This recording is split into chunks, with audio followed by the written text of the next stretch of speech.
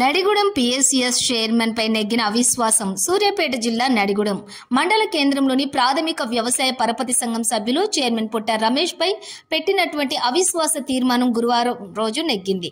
గత కొన్ని రోజులుగా చైర్మన్ పుట్ట రమేష్ పై సంఘ సభ్యులైన 10 మంది డైరెక్టర్లు పలు ఆరోపణలతోటి అవినీతి అక్రమాలకు పాల్పడుతున్నారని డీసీఓకు ఫిర్యాదు చేయడంతో అవిశ్వాసానికి తెరలేపింది. గత నెలలోనే అవిశ్వాస సమావేశం డీసీఓ ఏర్పాటు చేయగా చైర్మన్ పుట్ట రమేష్ న్యాయస్థానం ఆశ్రయించడంతో అవిశ్వాస తీర్మానం ఆగింది. కోర్టు తీర్పు మేరకు అవిశ్వాసం సమావేశం డీసీఓ ఎస్ పద్మ గురువారం రోజు ఏర్పాటు చేయగా 10 మంది సభ్యులు చైర్మన్ పుట్ట రమేష్ కు వ్యతిరేకంగా చేతులెత్తేసి అవిశ్వాసంలో నెగ్గారు. 2 గంటల అనంతరం వైస్ చైర్మన్ అయిన గుడిపూడి రాములుకు ఇన్ఛార్జి చైర్మన్ గా ఎన్నుకున్నారు. ఇక సమావేశంలో సభ్యులు పద్మ, రమాదేవి, జయమ్మ, కృష్ణ, ప్రసాద్, సురేందర్ రెడ్డి, మందడి వెంకటరెడ్డి, కలకుండ బొందయ్య, సోములతో పాటు Chinnakotireddy, Sudhakar Reddy, superintendent K Padmaja, Kodad sub registrar Indira, CEO Yellamanda, సహకార సంఘం సిబ్బంది తదితరులు పాల్గొన్నారు.